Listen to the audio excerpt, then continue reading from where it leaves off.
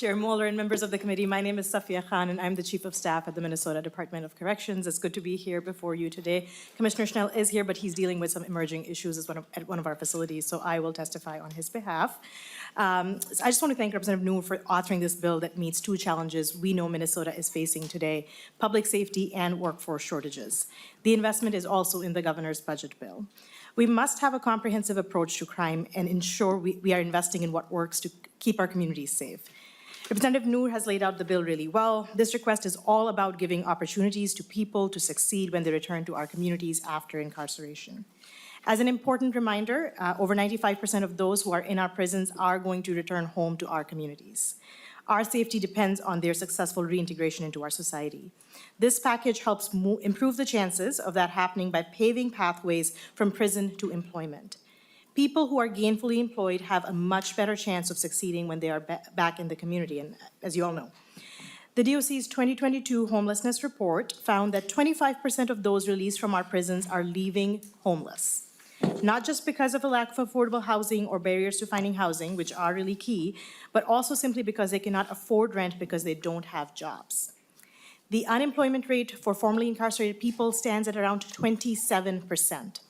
This number ties directly to so many other data points around homelessness, recidivism, and public safety, as Representative Becker-Finn's comments mentioned earlier.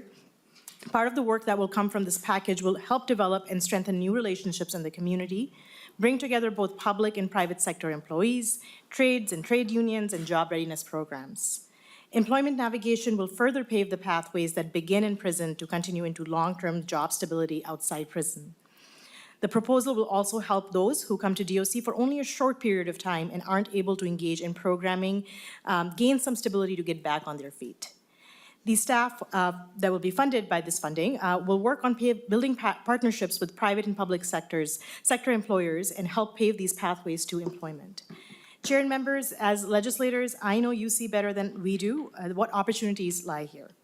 The communities that you serve and represent and the businesses that exist within them are struggling with both crime and a severe workforce shortage. We know that people who have been incarcerated can make excellent workers.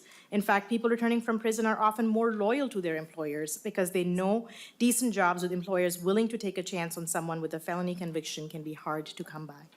And that's a big reason DOC and our partners are hearing more and more these days from companies in your communities and from our trade unions. From a solar power plant on the Iron Range to glass manufacturers in Faribault, from metal producers in Ham Lake to aluminum smelting firms in Rosemount, employers are struggling and eager to partner, but we don't have the capacity to meet the needs. Last year, we met with several trade unions, electricians, carpenters, building and construction, boiler makers, and bricklayers, and they all had the same requests. Help us help the businesses our members serve by connecting us through these pathways.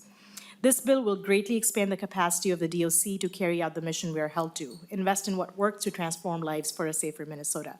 With that, Chair and members, I stand for any questions you may have.